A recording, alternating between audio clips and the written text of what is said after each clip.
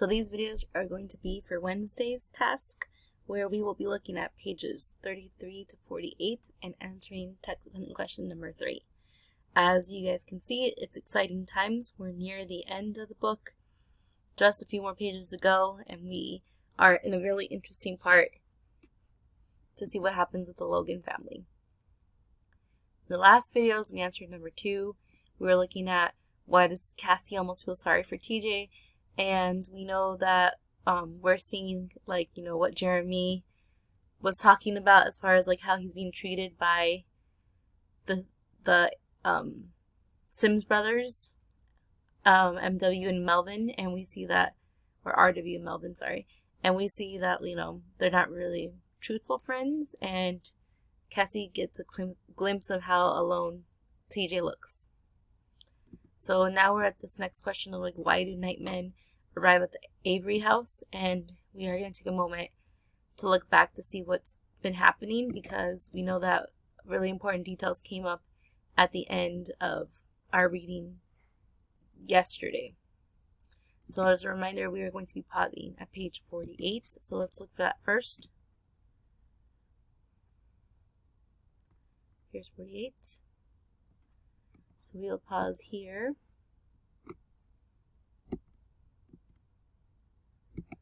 Okay, and then I think it's important to rewind a little bit to see where we left off, because it was a really big deal where we left off. If you don't remember, we have the fact that TJ shows up at the revival, and then as they're leaving, RW and Melvin basically tell him, okay, we did our part, now you have to do your part.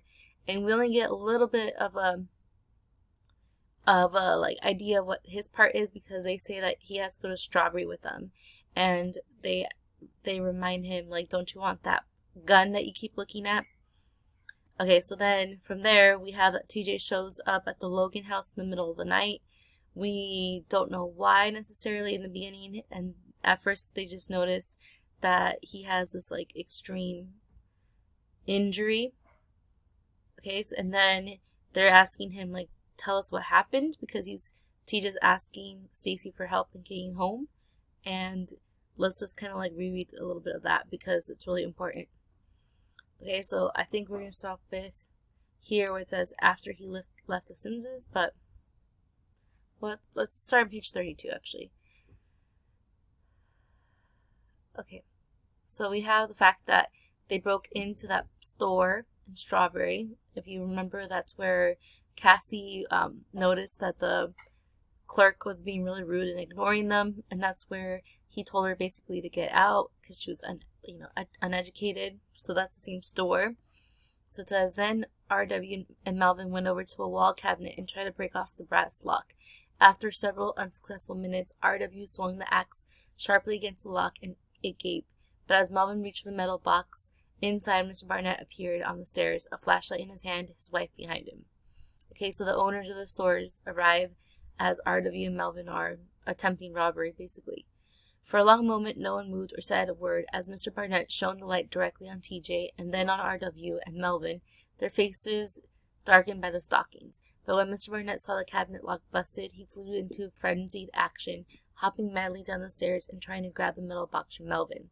They struggled, with Mr. Barnett getting the better of Melvin, until RW whopped Mr. Barnett solidly on the head from behind with the flat of an axe, and Mr. Barnett slumped into a heap upon the floor as if dead. When Mrs. Barnett saw her husband fall, she dashed across the room and flailed into RW, crying, "You niggers done killed Jim Lee! You done killed him!" RW tried to escape her grasp, slapped her, and she fell back, hitting her head against one of the stoves, and did not move. Okay, so we were talking about the fact that she calls them the N-word here, and just remember that the reason why she thinks that they're African American has to do with the fact that their faces are darkened by stockings. So we could just picture that. And if you don't know what stockings are, this is where it would be good to do a Google image.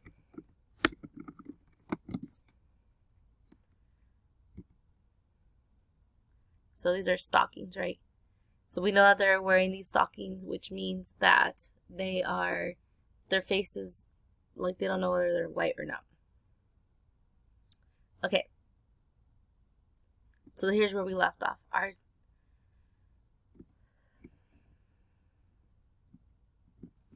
Once they were outside, TJ wanted to come straight home, but the Simpsons said they had business to take care of and told him to wait in the back of the truck. When TJ objected and said that he was going to tell everyone it was RW and Melvin who had hurt the Barnetts unless they took him home, the two of them lit into him, beating him with savage blows until he could not stand, then flung him into the back of the truck and went down the street to the pool hall. TJ lay there for what he thought must have been an hour before crawling from the truck and starting home. About a mile outside of town, he got a ride with a farmer headed for Smellings Creek by way of Soldiers Road.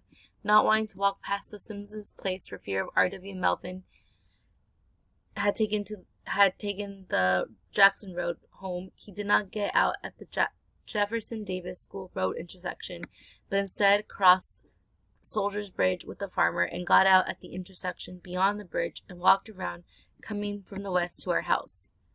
TJ was the Barnetts dead? Asked Stacy when TJ grew quiet. TJ shook his head. I don't know. They sure looked dead. Stacy, anybody find out? You know what they do to me? He stood up, his face grimacing with pain. Stacy, help me get home, he pleaded. I'm afraid to go there by myself. R.W. and Melvin might be awaiting. You sure you ain't lying, TJ? I asked suspiciously. I swear everything I told y'all is the truth. I admit I lied about telling on your mama, but I ain't lying now. I ain't. Papa thought a moment. Why don't you stay here tonight? Papa will tell your daddy what happened, and he won't put... No, cried TJ, his eyes big with terror. Can't tell nobody. I gotta go. He headed for the door, holding his side, but before he could reach it, his legs gave way and Stacy caught him and guided him back to the bed. I studied TJ closely under the light, sure that he wasn't pulling another fast one, but then he coughed and blood spurted from his mouth. His eyes glazed, his face paled, and I knew that this time TJ was not faking. You're bad hurt, TJ said. Let me get Big Ma. She'll know what to do. TJ shook his head weakly. My mama, I'll just tell her the white boys beat me for no reason, and she'll believe it. She'll take care of me, but you go waking your grandmama, and your daddy will be in on it. Please, Stacy, please. You my only friend. Ain't never really had no true friend but you. Stacy, I whispered, afraid of what he might do. As far back as I could remember, Stacy had felt a responsibility for TJ. I had never really understood why. Perhaps he felt that even a person as despicable as TJ needed someone he could call friend. Or perhaps he sensed TJ's vulnerability better than TJ did himself. Stacy, you ain't going, are you? Stacy wet his lips thinking. Then he looked at me. You go on back to bed, Cassie. I'll be all right. Yeah, I know you're going to be all right, because I'm going to tell Papa, I cried, turning to dash for the other room, but Stacy reached into the darkness and caught me. Look, Cassie, it won't take me but a bit, but 25 or 30 minutes to run down there and back. Really, it's all right. You as beautiful as he is, then, I accused frantically. You don't owe him nothing, especially what he done to Mama. Stacy released me. He's hurt bad, Cassie. I gotta get him home. He turned away from me and grabbed his pants. I stared after him. Then I said, well, you ain't going without me. If Stacy was going to be a fool and go running out into the night to take an even bigger fool home, the least I could do was make sure he got back in one piece. Cassie, you can't go. Go where? Piped the little man, sitting up. Christopher John sat up too, yawning sleepily. Is it morning? What y'all doing up? Little man questioned. He blinked into the light and rubbed his eyes. TJ, that you? What you doing here? Where y'all going? Nowhere. I'm just gonna walk TJ home, Stacy said. Now go on back to sleep. Little man jumped out of bed and pulled his clothes from the hanger where he neatly hung them. I'm going too, he squealed. Not me, said Christopher John, lying back down again. While Stacy attempted to put little man back to bed, I checked the porch to make sure that Mr. Morrison wasn't around, then slipped back to my own room to change. When I emerged again, the boys were on the porch, and Christopher John, his pants over his arm, was murmuring a strong protest against this middle-of-the-night stroll. Stacy attempted to persuade both of them, and little man back inside, but little man would not budge, and Christopher John, as much as he protested, would not be left behind. Finally, Stacy gave up, and with TJ leaning heavily against him, hurried across the lawn. The rest of us followed. Once on the road, Christopher John struggled into his pants, and we became part of the night. Quiet, frightened, and wishing just to dump TJ on his front porch and get back to the safety of our own beds, we hastened along the invisible road, brightened only by the round of the flashlight. The thunder was creeping close now, rolling angrily over the 4 steps and bringing the lightning with it as we emerged from the path into the deserted Avery yard. Wait till I get inside, will ya? Requested TJ. Ain't nobody here, I said sourly. What you need us to wait for? Go on, TJ, said Stacy. We'll wait. Thanks, y'all, TJ said. Then he limped to the side of the house and slipped awkwardly into his room through an open window. Come on, let's get out of here, said Stacy, hurrying us back to the path. But as we neared the forest, the little man turned. Hey, y'all, look over yonder. What's that? Beyond the Avery house, bright lights appeared far away on the road near the Granger mansion. For a breathless second, they lingered there, then plunged suddenly downward toward the Averys. The first set of lights was followed by a second, then a third, until there were a half-dozen set of headlights beaming over the trail. What's happening? Cried Christopher John. For what seemed an interminable wait, we stood watching those lights drawing nearer and nearer before Stacy clicked off the flashlight and ordered us into the forest. Silently, we slipped into the brush and fell flat to the ground. 2 pickups and 4 cars rattled into the yard, their lights focused like spotlights on the Avery front porch. Noisy, angry men leaped from the cars and surrounded the house. Caleb Wallace and his brother Thurston, his left arm hanging akimbo at his side, pounded the front door with their rifle butts. Y'all come out of here, called Caleb. We want that thieving, murdering nigger of y'all's. Stacy, I stammered, feeling the same nauseous fear I had felt when the nightmen had passed and when Papa came home shot and broken. What they gonna do? I don't know, Stacy whispered as 2 more men joined the Wallaces at the door. Why, ain't that R.W. and Melvin next names? What the devil are they doing? Stacy quickly muffled me with the palm of his hand, and Melvin thrust himself against the door in an attempt to break it open, and R.W. smashed a window with his gun. At the side of the house, several men were climbing through the same window TJ had entered only a few minutes before. Soon the front door was flung open from the inside, and Mr. and Mrs. Avery were dragged savagely by their feet from the house. The Avery girls were thrown through the open windows. The older girls, attempting to gather the younger children to them, were slapped back and spat upon. Then quiet, gentle Claude was hauled out, knocked to the ground, and kicked. Claude, whimpered Christopher John, trying to rise, but Stacy hushed him and held him down.